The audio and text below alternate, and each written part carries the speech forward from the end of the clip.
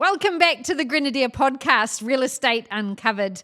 Today I speak with Tim Goom from Goom Landscapes and the Little Big Tree Company. You obviously love this business. Tell me what you love the most about it. Today, an absolute exclusive. Welcome back to the Grenadier podcast, Real Estate Uncovered. Tim, can you introduce yourself to us? Crikey. Hi, I'm Tim Goom, Goom Landscapes. We do design build here in Christchurch and Canterbury. Fantastic. And I was just talking to you about, your demographic for your business and whether it's existing or new builds, and you said mostly existing clients, existing homes. Traditionally, it's been existing homes. We always have our fair share of new builds. Yes. But traditionally, we've worked in that sort of inner city part of the and doing redos and renovations and things, because the garden's always evolving, so they often need a rev up. Yes, absolutely. Tell us, why is landscaping so important to perhaps a property's value? Oh, I think it's a large piece of the whole property. Obviously, it's the first thing the customer's going to see, the new person's going to see, and you spend a lot of time in it. So it's a very important part of street appeal and all those things. In terms of landscaping, I kind of think of plants, but obviously it's a lot bigger than that, isn't it? So it might be fencing, it might be pathways, it might be... Yeah, that's always our biggest challenge as a landscaper. What is landscaping? Yes. The simple thing for us is everything outside we class as landscaping. Even if it's not the house, and sometimes even a little bit of the house, there's often a lot of crossover there as well. But yeah, it is driveways and fences and swimming pools and decks and louvers and outdoor rooms and fireplaces. Those are the things that we class as true landscaping. And I think as Kiwis, we always love that indoor-outdoor flow, don't we? So, if we're going to spend time outdoors, we want it to look pretty good. Yeah, it's just maximising the living space. A larger footprint for people to live on. Absolutely. Yeah. What are the first areas of the lawn or garden that homeowners should start with? What would you say? If you are just looking to sell your house and that's what you're up for, it's super important. Like, it's really easy. Just keep things tidy. Uplift your plants. A lot of New Zealand Christchurch plants will be touching the ground. You can't see the space. You can't see the volume that the property has. Prune things up. Keep things tidy. That's always the simplest thing you can do before you actually go and change anything out. If you've got established trees, you can, I think they call it lifting, is it? Where you trim up so you get a bit more of a... Absolutely, yeah. The classic example is you see these big rhododendrons in Christchurch gardens, and they're fully leafed to the ground, and they were at their prime 10 years ago. If you go and give them a quick light prune, lift them up, instantly you've doubled the space of your garden without doing anything. Yes. Yeah, so there's some simple, easy things. Real simple things you can do to make things look nice. How much should homeowners budget when they're thinking about landscaping improvements? That is the question I hope you wouldn't ask. It's the unknown, to be honest, because everything's different. You're talking different demographics in the city and different things like that. But it's just being sensible about where you spend it, I think, is more important, about getting the right advice at the right time. Yes. Opposed to putting a number to it is quite tricky. Yeah. Could people get you around and say, look, we're looking to sell in the next 3 months. Tell us what we need to do to make sure that we've... Absolutely, we do that on a regular basis. It's a really cool part of what we do. A pre-sale kind of... Just to get things like, how can I make this look really, really nice and where it is? And I think it's super important that you just make the most of the space. Yeah. Generally, you're probably not going to go and build a deck and put a swimming pool in just to sell the house. We have had that in the past. But, it's probably going to be based around the green stuff at that point in time. Freshen up some planting here and there, chuck a decent tree in a pot on the corner of the deck or something like that. Just make it look, just staging like it staged the inside. Yes, that's so true. And some outdoor furniture and cushions and things like that, and show people what it could be. I think it's important that we see a lot of times people do it a little bit of hardscape, a little bit of deck or something, but don't do it right. Yes. So you're better off not doing it at all. All you're doing is spending money that doesn't achieve anything. A too small a deck, a too small a patio doesn't actually achieve anything for anybody. People see through that and go, it's not actually right for the space. Yeah, so they've only just done that to sell. Yeah, they've only just done that to sell. Usable. It's a bit of green lipstick. It's not going to work. Green lipstick, I love it. Are there any specific outdoor trends that you're kind of seeing at the moment? I think we're definitely seeing that continuation trend on the outdoor room.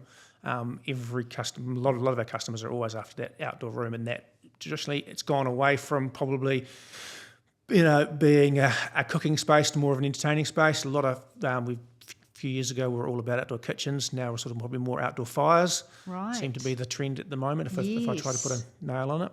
Even though there's a fire ban on. Yeah, but you've only got to cook a marshmallow on it and turn it into a pizza oven. In terms of pools, you mentioned, we're hearing that a lot more people are putting pools in. So how do you work alongside pool companies? We work alongside a lot of pool companies, and it's really horses for courses with swimming pools. Yeah. There's a lot of new modern pools out there that look after themselves, that do a lot less, because traditionally a lot of pools, especially pre-earthquake, got a bit of a bad rap. A lot of work, a lot of maintenance, and they're a downside to selling a house. Correct. If you have a nice modern self-cleaning swimming pool in there, well, it's easy. It's definitely an upsell to selling a house. What are some of the low maintenance, perhaps landscaping ideas that sellers could use? Like they don't want anything too fussy, but what would be some good low maintenance? Low maintenance is a question we get. The very second question people always ask me is, I want a low maintenance garden. 90% of the time. Does that mean natives or?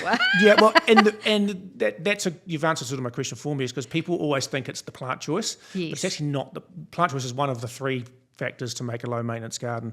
Making a truly low maintenance garden is good design. So how things fit together, what heights are they attached to each other at, so the lawnmower can run over it and be easy to get around, and not make little dead spaces for weeds to grow and things like that. And then it's good implementation. How have you built it?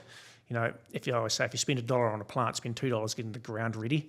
Yeah. Get some compost in there, mulch it well. And then thirdly, it's actually plant choice. So that's plant choice is one of the three things, because yes, roses and buxus is high maintenance and natives are technically low maintenance, but both are bad or good if you get the design right. Yeah, absolutely. What's your thoughts on this sort of fake grass kind of trend? Artificial grass, we like to call it. It's definitely got its place. Okay. We do a lot of it. We work with a lot of artificial grass companies as well. It's got its place in a smaller area. Yeah, like courtyards where you don't want to inner city courtyard. Someone's got a dog. It's a great thing. It does cover the ground with something, and it is, like you say, low maintenance. But there's a point in time where it becomes generally uncost effective at a scale, and it can look a little bit artificial when it gets too big as well. But how do outdoor spaces like perhaps decks and patios or gardens influence buyers, do you think? Like, what are buyers looking for? I think it's just like anything with buying. It's what you're. The first question I always ask a customer for redesigning an area is, how do you use it? Yes. And as a buyer, I think the first question they should be asking themselves is, how do I want to use the space? Do I have kids? Do I have a dog? Where am I going to park my boat? All those sorts of things are really important to what you're thinking about when you are buying a house. Yes. We occasionally, not very often, but occasionally get called up to look at a house from a buyer's point of view. Can I fit a swimming pool in here? That's a reasonably common question from a buyer. Are there any common landscaping mistakes people make, if you like, that could detract from the property's value? I think the biggest one is undercooking it, undercooking the size of an area, spending too much effort on building a deck that's not that's not usable. A long skinny deck that goes out, so it catches every door out of the house, but you can't put any furniture on. You can't sit around and talk to your friends and family on.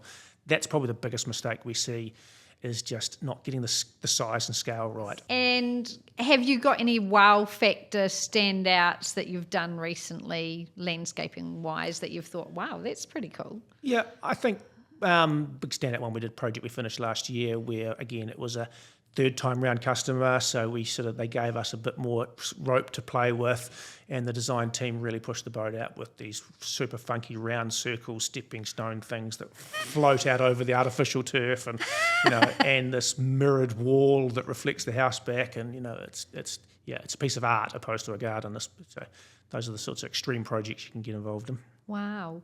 In terms of once you've set up a garden, do you offer some sort of maintenance service, or do you refer them on to someone? It's really important. Yeah, we do have a maintenance service. It's really important because the day we finish a garden, it's not complete. Yes. It's actually going to be complete in some years' time. Yeah. And it's never actually complete because it's always evolving. And I'm thinking perhaps for maybe your grander homes, are people putting in grass tennis courts? Is there like some luxury items that are still trending that you see? Yeah, tennis courts take a lot of space, so it's got to be a pretty exceptional home to be able to get a tennis court on. Just occasionally, we did one last year where house next door, they bought the house next door, they knocked it over and put a court in. Yep. That's a pretty exceptional project. They don't come along very often. No. In the more rural spaces, tennis courts, they tend to come and go, not a lot. Swimming pools are definitely, if you're going to talk a luxury item, they are the big ticket luxury item that most people sort of aspire to. Have you noticed an increase in pools since COVID? Like, do you Definitely, think? Yeah. It was because Christchurch used to be too cold for pools, right? The pools have come a long way as well, though. They weren't heated when we were kids as well. Now they're heated. They can be 30 degrees now, no trouble. If someone was dog crazy and wanted a garden for their dog, what have you got any thoughts on animal-friendly gardens? Our biggest one for dogs, and I'm a dog lover as well, is zones. So zoning it out so you have the dog can have the full run of it when you're home, the dog can have part of it when you're not home, and making sure that you have, and the guests can get to the front door and things like that without being encountered by dogs. So generally zoning a garden is quite important for a family, for dogs. Yeah. So if someone's just bought their dream home, yet the backyard and the garden looks pretty tatty, what's the first thing they do? They ring you and you go out and have a consultation? I go out and we have just a consultation. It's just wander around the garden for as long as it takes to understand. And like I always say, the first thing is, how do you live it? How do you use the space? I think, a lot of people always want to start talking about pink roses and white roses. Well, that's nice, but we'll get to that. But how do you use it? Do you have a dog? Do you have kids? Do you have a boat? Where do you park it? All those are the questions I actually want to know. And then do you do up a design, go back and have a chat to them about that design, and then so because as we're design build, so we have the full service to the implementation as well. So we'd do up a plan, deliver that. Every time we deliver a plan design, we would deliver some early indicative numbers. Yes, because they can just be big to give them an idea. Can be big ticket items, and then it's working with them and saying, right, how do we manage that budget versus what's important now versus staging? This might be not important, and tweaking the design to whatever their needs are.